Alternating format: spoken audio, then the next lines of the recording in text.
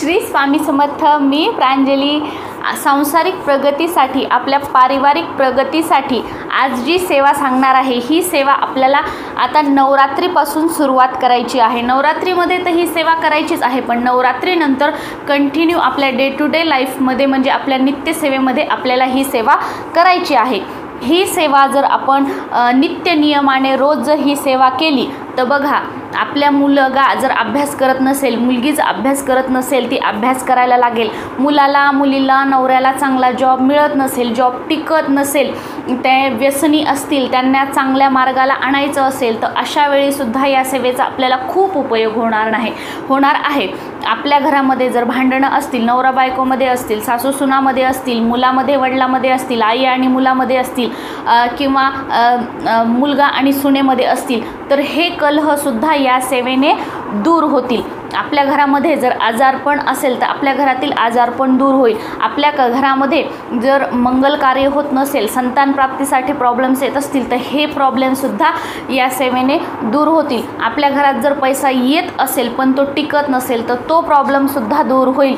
आणि जर पैसा येतच नसेल, धनप्राप्तीचे मार्ग जर आपल्या घराला म्हणजे आपल्याला मिळतच नसतील, तर धनप्राप्तीचे मार्ग आपल्याला मिळतील. आणि आजपर्यंतची आपल्या परिवाराची जी खुंटलेली प्रगती आहे, तर आपल्या परिवारामागची, मी परत एकदा, आपल्या परिवारामागची इडापिडा, दुःख, दरिद्रता दूर होऊन आपल्याला सौभाग्याची प्राप्ती होईल. म्हणजे अगदी घरातील एका जरी व्यक्तीने ही सेवा नवरात्रीपासून सुरुवात करून जर कंटिन्यू डे टू डे लाईफमध्ये केली, तर पूर्ण परिवाराला या सेवेचा लाभ होईल. म्हणजे आपल्या परिवारातील प्रत्येक सदस्याला यश मिळेल. तो जेही काम करेल त्याला त्या कार्यामध्ये यश मिळेल. अपयश कधीही कोणाच्याही वाट्याला येणार नाही. अडलेली सगळी कामे पूर्ण होतील.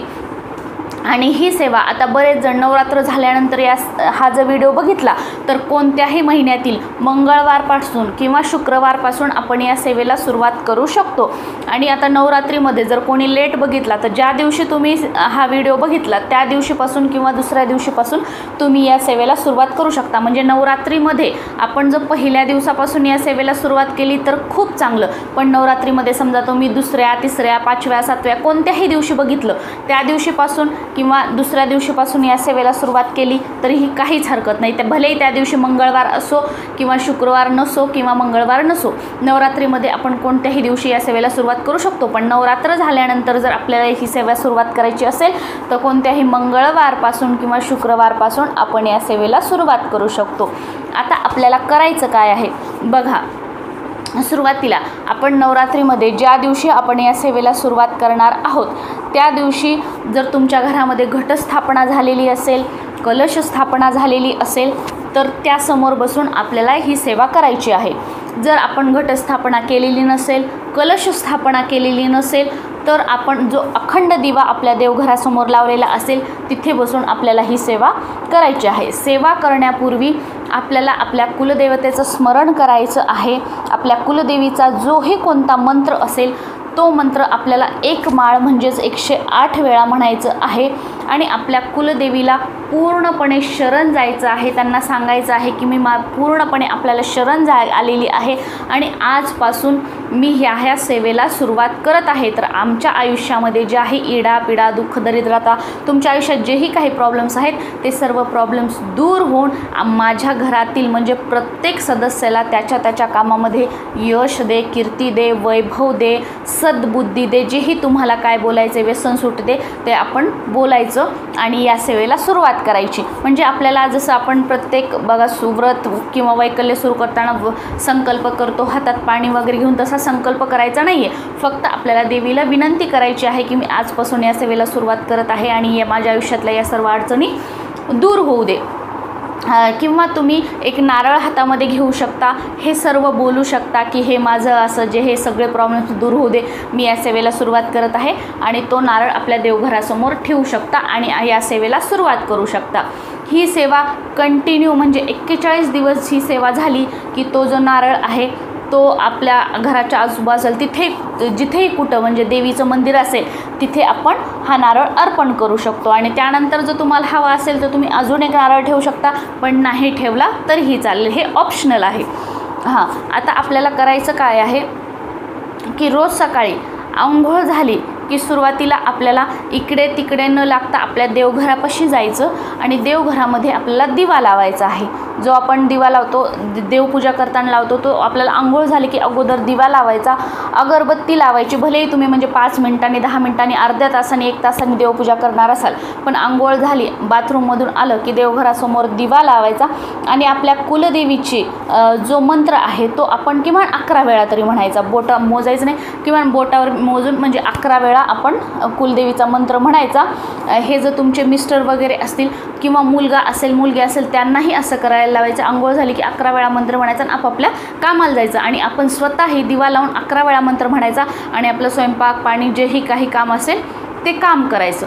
त्यानंतर आपण जेव्हा देवपूजा झाल्यानंतर आपण आपल्या दुर्गा सप्तशती, बघा दुर्गा सप्तशतीचा हा ग्रंथ असतो, तर दुर्गा सप्तशतीचे आपल्याला रोज 2 पाठ म्हणायचे आहेत. दुर्गा सप्तशतीमध्ये एकूण 13 अध्याय आहेत. सॉरी, पाठ नाही, 2 अध्याय वाचायचे आहेत. दुर्गा सप्तशतीमध्ये एकूण 13 अध्याय आहेत. पहिल्या अध्यायापासून 13व्या अध्यायापर्यंत आपलं वाचन झालं, पठण झालं म्हणजे एक पाठ होतो. तर आपल्याला रोज ज्या दिवशीपासून आपण सेवेला सुरुवात केली आहे त्या दिवशीपासून आपल्याला रोज दुर्गा सप्तशतीमधील 2 अध्यायांचं वाचन करायचं आहे. यासाठी खूप काही वेळही लागत नाही, 10-15 मिनटं भरपूर झाले. त्यामुळे रोज आपल्याला दुर्गा सप्तशतीचे 2 अध्याय वाचायचे आहेत.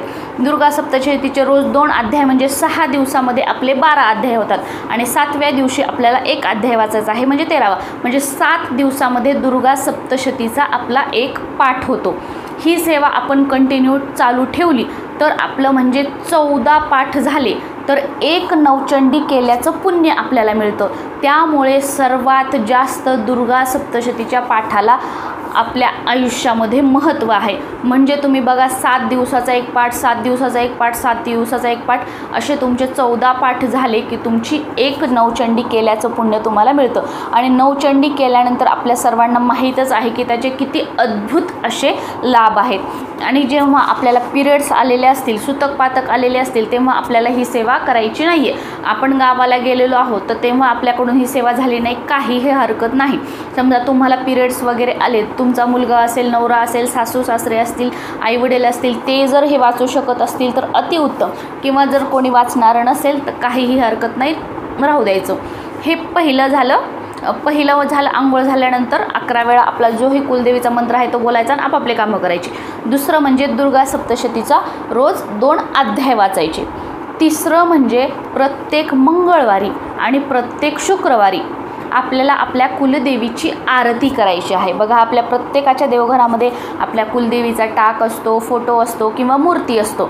तर प्रत्येक मंगळवारी आणि शुक्रवारी किंवा प्रत्येक फक्त मंगळवारी किंवा प्रत्येक फक्त शुक्रवारी आपल्या घरात आपल्या कुलदेवीची आरती ही व्हायलाच हवी. भले तुम्ही ती सकाळी करा, संध्याकाळी करा, पण प्रत्येक शुक्रवारी आपल्या घरात आपल्या कुलदेवीची आरती व्हायलाच हवी. आरती करायची. आणि प्रत्येक मंगळवारी आणि प्रत्येक शुक्रवारी तुम्हाला जर शक्य झालं तर आपल्या कुलदेवीला आपण गजरा अर्पण करायचा आहे आणि 1 विड्याचं पान अर्पण करायचं आहे. गजरा ऑप्शनल आहे. तुमच्या आजूबाजूला तुम्हाला फुलं वगैरे मिळत असतील तर तुम्ही गजरा अर्पण करू शकता प्रत्येक मंगळवारी आणि शुक्रवारी. पण विड्याचं पान जे आहे ते आपल्याला प्रत्येक मंगळवारी आणि शुक्रवारी आपल्या घरातील कुलदेवीच्या फोटोला असेल, टाकाला असेल, मूर्तीला असेल अर्पण करायचं आहे. ही आपली कंटिन्यू सेवा. आणि तुम्ही हे समजू नका की हे काय, पण याचे रिझल्ट मी स्वतः माझ्या आयुष्यामध्ये अनुभवलेले आहेत. आणि आपला जो एक दुसरा व्हिडिओ आहे बघा, कुलदेवीच्या सेवेचा मंगळवारी अर्पण करा, तो त्या सेवेला धरून तर कितीतरी जणांनी ही सेवा सुरू केलेली आहे. विड्याचं पान अर्पण करायचे आणि कितीतरी जणांचे कितीतरी अनुभव आलेले आहेत. तुम्ही त्या व्हिडिओच्या कमेंट्स वाचू शकता. त्यामुळे ही खूप प्रभावशाली सेवा आहे. फक्त आपण प्रत्येक मंगळवारी आणि शुक्रवारी विड्याचं पान आणि गजरा अर्पण केल्यानं तुमच्या आयुष्यातील म्हणजे 99% अडचणी दूर होतील. आणि बरेच जण म्हणतात बघा कुलदेवीची आम्हाला म्हणजे त्यांचा आशीर्वाद नाही आहे, सतत कामामध्ये अडथळे येतात वगैरे, अजून बरेच प्रॉब्लेम, तर ते सगळे प्रॉब्लेम्स तुमचे या सेवेने दूर होतील. तर हे आपल्याला अर्पण करायचं आहे. प्रत्येक मंगळवारी शुक्रवारी आरती करायची आहे, सप्तशतीचे पाठ आणि सकाळी नामस्मरण करायचं आहे. आणि पुढचं आपल्याला कोणत्याही मंगळवारी किंवा कोणत्याही शुक्रवारी आपण एक काचेची बरणी असेल, प्लास्टिकची बरणी असेल किंवा एक गल्ला असेल, प्लास्टिकचा असेल, मातीचा असेल, तो ठेवायचा, आपल्या देवघराजवळ ठेवायचा आणि आपल्या कुलदेवीच्या नावाने प्रत्येक मंगळवारी असेल किंवा शुक्रवारी असेल किंवा दोन्हीही वारी, मंगळवारी आणि शुक्रवारी किंवा फक्त मंगळवारी किंवा फक्त शुक्रवारी आपल्या कुलदेवीच्या नावाने भले तुम्ही 1 रुपये टाका. तसं तर आपण 11 रुपये प्रत्येक मंगळवारी तर टाकू शकतो, पण शक्यच नाही झाली तर भले 1 रुपया टाका, 11 रुपये टाका, आपल्या कुलदेवीच्या नावाने आपल्याला त्या बरणीमध्ये टाकायचे आहेत.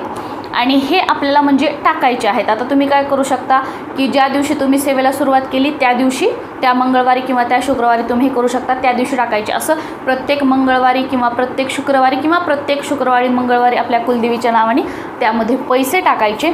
आणि आपण वर्षातून एकदा जेव्हा आपल्या कुलदेवीच्या दर्शनाला जातो सहपरिवार, तेव्हा तिथे गुप्तदान पेटी असते, तर त्या गुप्तदान पेटीमध्ये हे जे पैसे आहेत तिथे आपण दान करायचे, अर्पण करायचे. याने काय होईल, तुमच्या घरामध्ये पैशाची आवक वाढेल.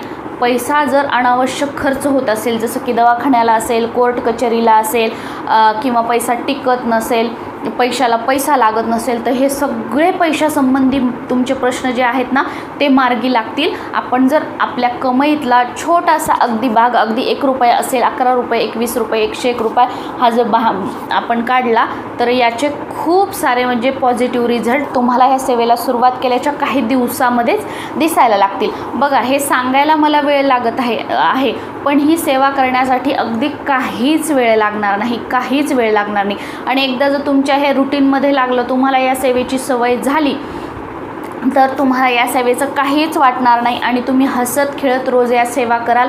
आणि या सेवेचा लाभ एवढा मोठा आहे की तुम्हाला असेल, तुमच्या नवऱ्याला असेल, तुमच्या मुलांना असेल, सासू सासऱ्यांना असेल, आईवडिलांना असेल, आयुष्यामध्ये कधीच कोणत्या अडीअडचणी येणार नाहीत, कधीच कोणते रोग व्याधी लागणार नाही. बघा, आयुष्य म्हटलं की संकट, अडीअडचणी, आजार हे तर आलेच, पण असं कधीच होणार नाही की त्या संकटातून, त्या आजारातून बाहेर निघण्याचा तुम्हाला मार्ग मिळत नाहीये आणि तुम्ही त्या दुःखा संकटांमध्ये गुरफटत आहात. असं कधीच होणार नाही. अडीअडचणी, संकट, आजारपण येतील, पण त्यातून बाहेर निघण्याचा मार्ग तुम्हाला मिळेल आणि तुम्हाला ते अडीअडचणी, संकट, आजारपण हे डोंगरा एवढं कधीच वाटणार नाही. अगदी अलगदपणे तुम्ही ते सर्व पार करून पुढे जाल. तुम्हाला त्या आजारपणाची, दुःखाची, संकटांची म्हणजे हे पण भासणार नाही की अरे मला हे संकट आलं होतं आणि मी त्यातून कसा बाहेर निघालो, हेही तुमच्या लक्षात येणार नाही. म्हणजे तुम्हाला त्या संकटांचा प्रभाव जाणवणार नाही. एवढी प्रभावशाली ही सेवा आहे. ही सेवा घरातील कोणत्याही एका मंडळींनी नित्य सेवेमध्ये ही सेवा करा. ही सेवा अशी आहे की घरातील एक व्यक्ती करेल, पण ही सेवेचा प्रभाव असा आहे की तो पूर्ण परिवाराला तारेल. परिवारातील पूर्ण सदस्यांना जीही काही संकट, अडीअडचणी, अपयश आहे या सर्वातून बाहेर काढणारी, आयुष्याला दिशा देणारी ही सेवा आहे. त्यामुळे या नवरात्रीपासून घरातील, कुटुंबातील जेही कोणाला शक्य आहे त्यांनी या सेवेला सुरुवात करा. किंवा व्हिडिओ लेट बघत असाल तर त्या महिन्यातील मंगळवार किंवा शुक्रवारपासून या सेवेला सुरुवात करा आणि याचे अनुभव तुम्ही स्वतः आपल्या आयुष्यामध्ये घ्या. आणि ज्यांना कोणाला आयुष्यामध्ये या सर्व प्रॉब्लेम्स फेस करावा लागत आहेत, खूप सेवा केल्या, खूप उपाय केले तरीही फरक पडला नाही, तर त्यांनाही ही सेवा अगदी साधी सोपी सेवा आहे, ती सेवा सांगा. कारण बघा, आपल्यामुळे जर दुसऱ्या कोणाच्या एखाद्या आयुष्यामध्ये चांगलं घडलं तर त्याचं म्हणजे आपल्याला खूप जास्त पटीनं पुण्य मिळतं आणि आपल्यामुळे कोणाचं तरी चांगलं झालेलं आहे याचं समाधान आपल्याला मिळतं आणि हे समाधान खूप मोठं असतं. श्री स्वामी समर्थ.